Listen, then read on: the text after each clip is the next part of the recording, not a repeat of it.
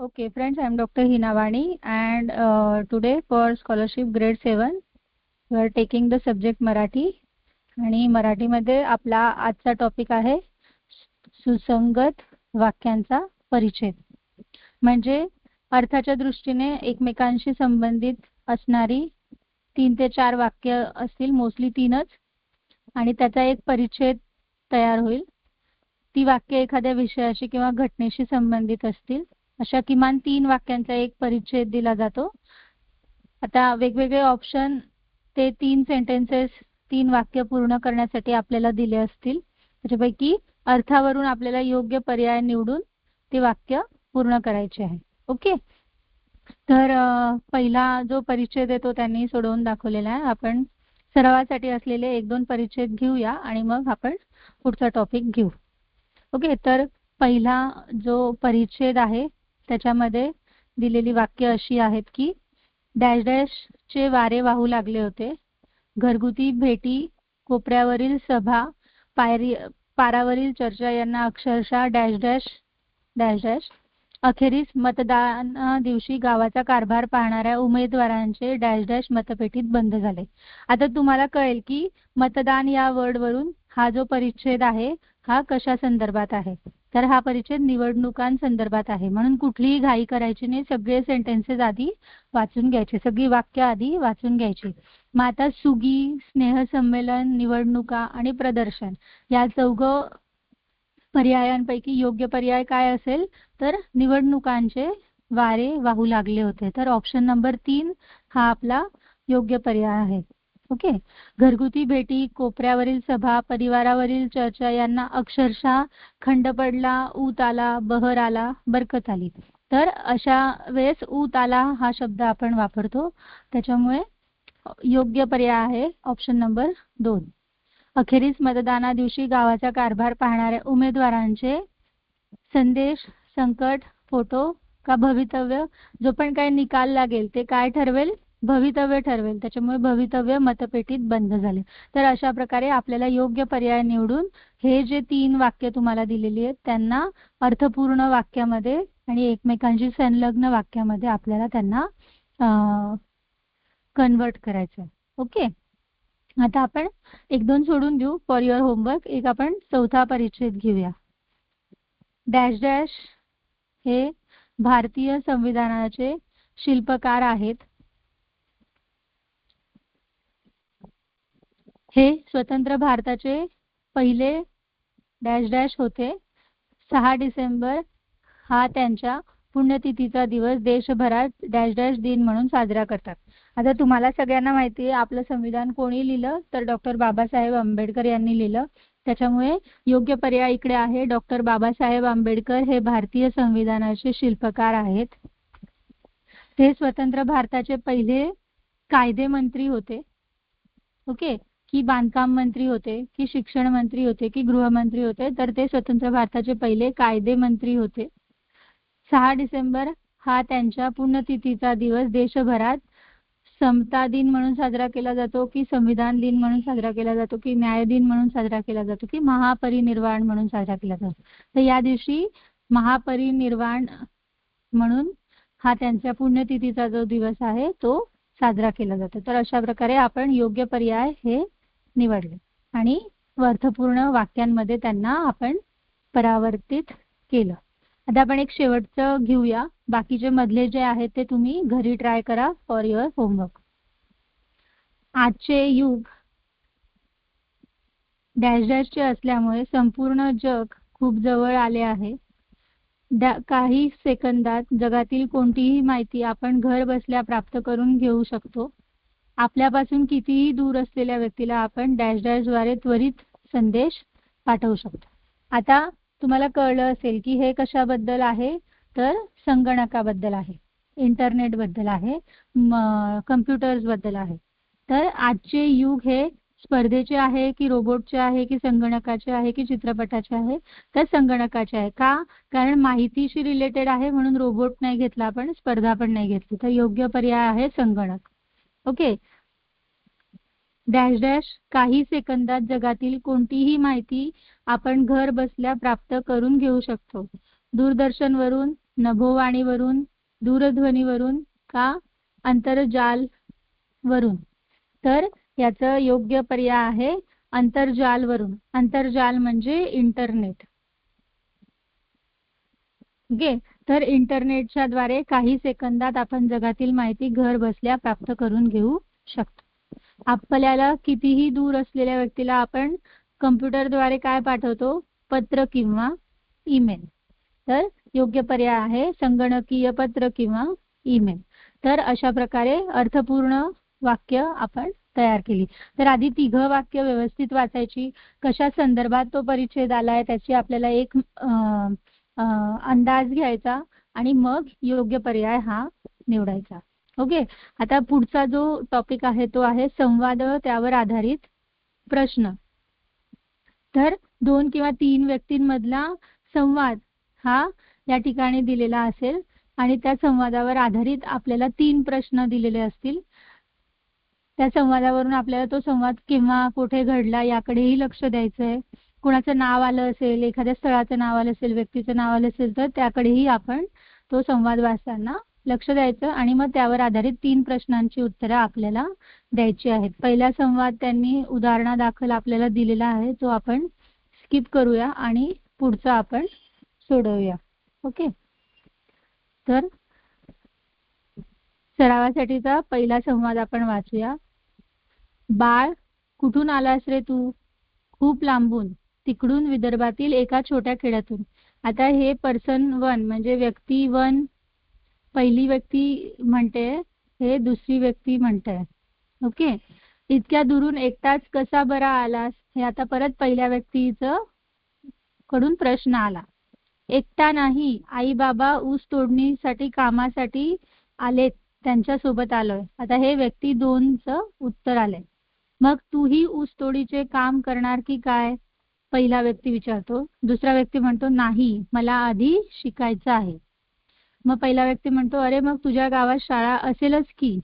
मग ती दुसरी व्यक्ती म्हणते आहे, पण फक्त 5वी पर्यंतच आहे, मी यावर्षी 6वीत आहे.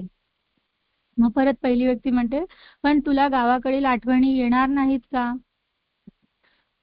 आपल्या जन्मगावाच्या आठवणी कुणाला बरं येणार नाहीत? मी इथल्या शाळेत जाईन, खूप शिकीन, नोकरी करीन, माझ्या आईवडिलांना असे काम करू देणार नाही. दुसरी व्यक्ती म्हणते मन लावून अभ्यास कर, मोठा हो, असं परत पहिली व्यक्ती म्हणते. आता तुम्हाला कळलं असेल की ह्याच्यामध्ये 2 व्यक्तींमधला संवाद आहे, ज्याच्यामध्ये एक व्यक्ती मोठी आहे आणि एक व्यक्ती जो आहे तो छोटा मुलगा आहे, जो आता 6वीत गेला आहे. ओके, आता आपण प्रश्न बघूया. वरील संवाद किती जणांत झाला? तर तुम्हाला ऑलरेडी मी दाखवलं, एक पहिली व्यक्ती आणि दुसरी व्यक्ती म्हणजे किती लोकांमध्ये झाला? तर 2घात झाला, म्हणून योग्य पर्याय आहे 2. मुलाला काय करायचे आहे? खूप शिकायचे आहे, नोकरी करायची आहे, आई वडिलांची मोलमजुरी बंद करायची आहे. आता बघायला गेलो तर हे 3 पर्याय त्याला करायचे. खूप शिकायचं, नोकरी पण करायची आणि आई वडिलांचं मोलमजुरी पण बंद करायची. म्हणून आपण कुठला पर्याय निवडू? तर ऑप्शन नंबर 4, जे सांगतं की 1, 2, 3 मधील सर्व. ओके, संवादावरून मुलामध्ये कोणता गुण दिसून येतो? जिद्द, आत्मविश्वास, स्वार्थीपणा की चिकाटीपणा? तर याचं योग्य उत्तर आहे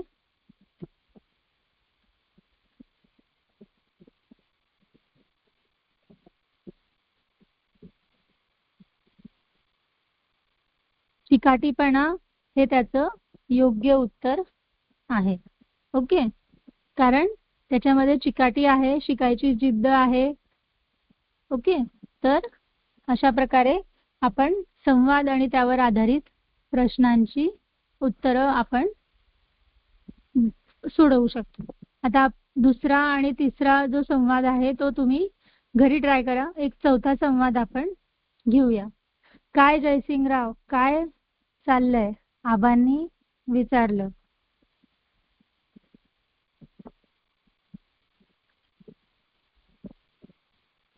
पाखऱ्याला इकायचं म्हणतोया.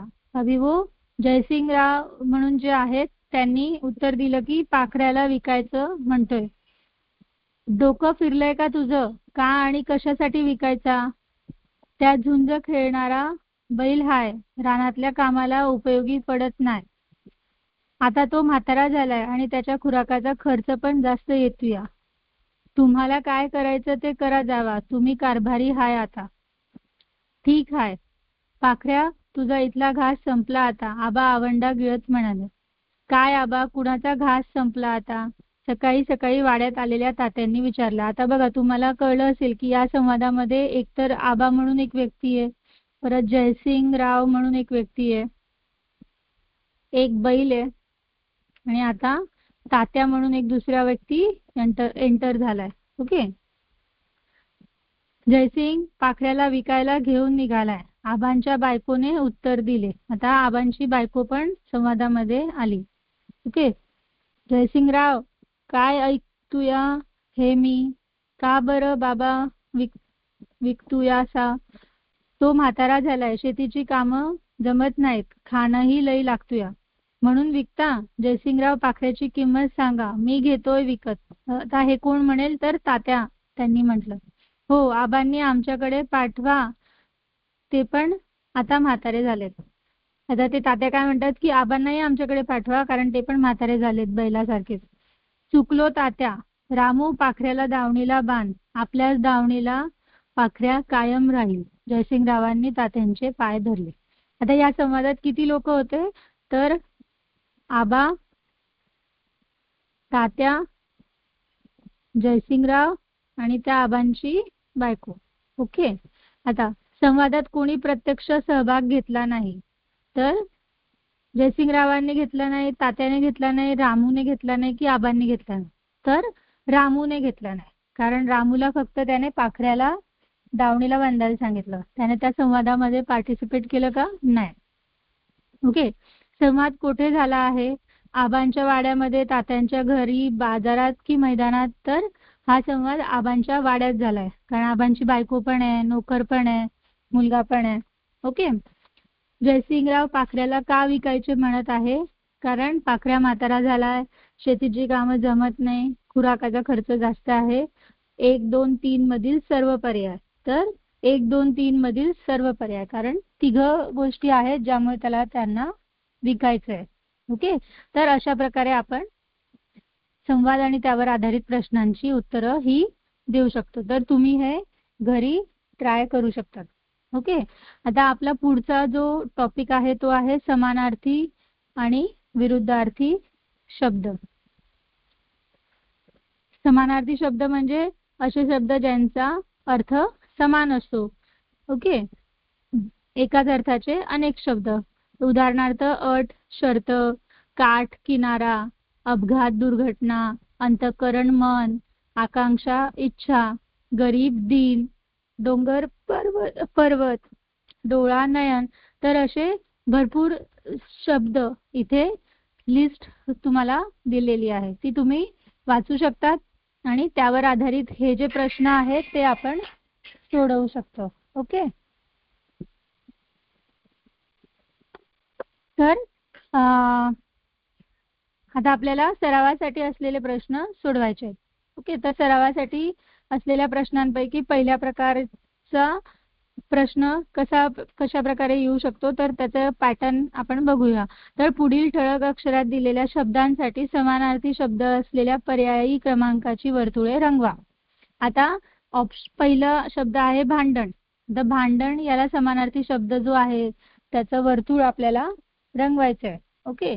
तर संग्राम म्हणजे युद्ध, कलह म्हणजे भांडण, मैत्री म्हणजे फ्रेंडशिप, आणि काळजी म्हणजे केअर. मग भांडण या शब्दाला समानार्थी शब्द काय आला? कलह. तर योग्य उत्तर काय असेल तुमचं? पर्याय क्रमांक 2. व्यवस्थित गोल हा पूर्ण फिलअप करायचा, थोडा जरी राहिला तरी कम्प्युटर ते डिटेक्ट करत नाही. बाहेरही जायला नको आणि एम्प्टी राहायला नको. चेहरा, वंदन, उदर, ललाट, वदन असे पर्याय तुम्हाला दिलेले आहेत. तर वंदन म्हणजे नमस्कार करणं, उदर म्हणजे पोट, ललाट म्हणजे कपाळ, वदन म्हणजे चेहरा. म्हणजे योग्य उत्तर काय असेल? ऑप्शन क्रमांक 4. आता तिसरं, चौथं, पाचवं, 6वं तुम्ही घरी ट्राय करा थोडंसं. आपण अजून एखादं घेऊ आणि पुढचा जो प्रश्न आहे तो आपण बघूया. गौरव. गौरव म्हणजे स्तुती करणं, सन्मान देणं. ओके, आता स्तुती नाही म्हणू शकत आपण, गौरव म्हणजे सन्मान करणं. ओके, स्तुती म्हणजे कौतुक. तर स्तुती म्हणजे कौतुक, उत्सव म्हणजे समारंभ, अरिष्ट म्हणजे संकट आणि सन्मान म्हणजे गौरव. तर योग्य उत्तर आहे तुमचं सन्मान, म्हणजे ऑप्शन नंबर 4. जर तुम्ही ती जी लिस्ट त्यांनी दिली आहे ती व्यवस्थित जर तुम्ही वाचली तर तुम्ही ह्या उत्तरांना इझिली सोडवू शकतात. पुढील ठळक अक्षरात दिलेल्या शब्दांचा समानार्थी नसलेल्या पर्यायाचा वर्तुळ आपल्याला निवडायचा. म्हणजे जो शब्द दिला आहे त्याला बाकीचे 3 पर्याय हे समानार्थी आहेत आणि एकच पर्याय असा आहे की तो त्याला विरुद्धार्थी आहे, समानार्थी नाही आहे. तर तो पर्याय आपल्याला निवडायचा आहे. तर सूर्य हा शब्द दिलेला आहे आणि पर्याय दिलेले आहेत भास्कर, आदित्य, सविता आणि हेरंब. जर आपण काळजीपूर्वक बघितलं तर भास्कर, आदित्य आणि सविता हे तिघही सूर्याचे पर्यायी नाव आहेत. हेरंब हे गणपतीचं नाव आहे, त्याच्यामुळे योग्य पर्याय आहे हेरंब. ओके, जो समानार्थी नाहीये. आकाश हा आपल्याला शब्द दिलेला आहे आणि समानार्थी नसलेला शब्द आपल्याला ओळखायचा आहे. तर आकाश, गगन, अभ्र, अंबर, ख. तर जर काळजीपूर्वक बघितलं तर गगन म्हणजे आकाश, अभ्र म्हणजे ढग, अंबर म्हणजे पण आकाश आणि ख म्हणजे पण आकाश. तर योग्य पर्याय आहे अभ्र. ओके, तसंच बाकीचे तुम्ही ट्राय करू शकतात घरी. आता आपल्याला पुढचा जो प्रश्नाचा पॅटर्न आहे त्याच्यामध्ये जे अधोरेखित शब्द आहेत त्याचा समानार्थी शब्द असलेला पर्याय आपल्याला निवडायचा आहे. आता हे थोडंसं ब्लड झाली आहे इमेज. ओके, त्याच्यामुळे तुम्हाला जर याच्यामध्ये काही डाऊट असेल तर तुम्ही नंतर विचारू शकता, मला ते रीड करता येणार नाही. आता इथे पण जो नेक्स्ट जो आहे ऑप्शन क्वेश्चन त्याच्यामध्ये प्रत्येक गटातील समानार्थी शब्दांच्या चुकीच्या जोडीचा पर्याय निवडायचा आहे. ओके, म्हणजे जे 3 पर्याय आहेत त्यामध्ये ते 2 शब्द एकमेकांचे समानार्थी आहेत आणि जो चौथा पर्याय आहे तो समानार्थी नाहीये. तर तो जो समानार्थी नाहीये तो आपल्याला निवडायचा आहे. आणि शेवटचा जो प्रश्न आहे त्याच्यामध्ये 4 पर्याय दिलेले आहेत. 3 शब्द जे आहेत ते एकाच अर्थाचे आहेत आणि चौथा जो आहे तो त्याच्या समान अर्थाचा नाहीये, तो आपल्याला ओळखायचा आहे. तर अशा प्रकारे हे 3 एक्सरसाइजेस तुम्ही ट्राय करून बघा. तुम्हाला जमलं तर ठीक, नाही तर मग आपण सोडवूया. ओके, ती इमेज ब्लर्ड असल्यामुळे मला ते रीड करता येत नाहीये. तरी मी एखादं तुम्हाला दाखवते.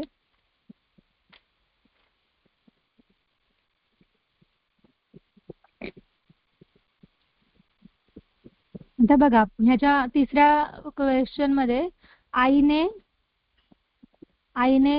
लावलेली वेल, वेल हा शब्द आहे हा, मांडावर खूप विस्तारले.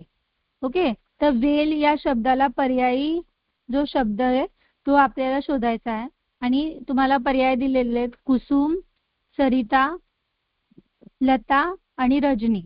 तर कुसुम म्हणजे फूल, सरिता म्हणजे नदी, लता म्हणजे वेल आपण म्हणू शकतो आणि रजनी म्हणजे रात्र.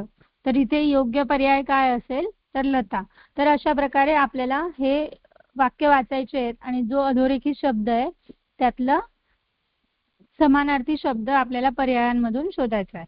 आता पुढच्या याच्यामध्ये चुकीच्या जोडीच्या पर्याय क्रमांकाचं वर्तुळ आपल्याला रंगवायचं आहे. तर पहिली जोडी आहे लाट, लहर,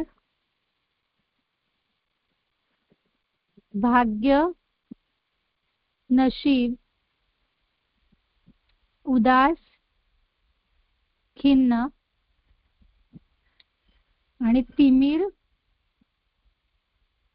काळजी. आता बघा, लाट म्हणजे वेव्स, लहर म्हणजे पण वेव्ह, लाट, लहर म्हणजे हे समानार्थी आहेत. भाग्य, नशीब हे पण समानार्थी आहेत. ओके. फॉर्च्यून, उदास, खिन्न हे पण समानार्थीच आहेत. पण तिमिर म्हणजे अंधार आणि काळजी म्हणजे केअर, तर हे समानार्थी नाही आहेत. म्हणून समानार्थी नसलेला पर्याय कुठला आहे, तर पर्याय क्रमांक 4. ओके. तर अशा प्रकारे बाकीचे पण आपण सोडवू शकतो. आणि शेवटचा जो प्रश्न आहे त्याच्यामध्ये 4 पर्याय दिलेले आहेत. त्यातले 3 पर्यायाचा अर्थ सेम आहे आणि एक जो आहे तो त्या 3 अर्थाला मॅच करत नाही. तर याच्यामध्ये पहिलं आहे वाट, मार्ग, तट आणि पथ. तर वाट म्हणजे रस्ता, मार्ग म्हणजे पण रस्ता, तट म्हणजे समुद्राचा किनारा आणि पथ म्हणजे पण रस्ता. त्यामुळे योग्य पर्याय जो ह्या 3 अर्थांना मॅच करत नाही तो आहे तट म्हणजे समुद्र किनारा. तर अशा प्रकारे आपल्याला हे प्रश्न सोडवायचे आहेत. तर आय होप की तुम्हाला समानार्थी शब्द कळले असतील. आता पुढचा जो टॉपिक आहे तो आहे विरुद्धार्थी शब्द, ज्याच्यामध्ये अपोजिट मिनिंग वाले जे वर्ड्स आहेत ते आपल्याला दिलेले आहेत आणि त्यावर आधारित सरावाचे क्वेश्चन आपल्याला सॉल्व करायचे आहेत. ओके. तर हा जो टॉपिक आहे तो आपण पुढच्या लेक्चरला घेऊया. इथे आपण थांबूया.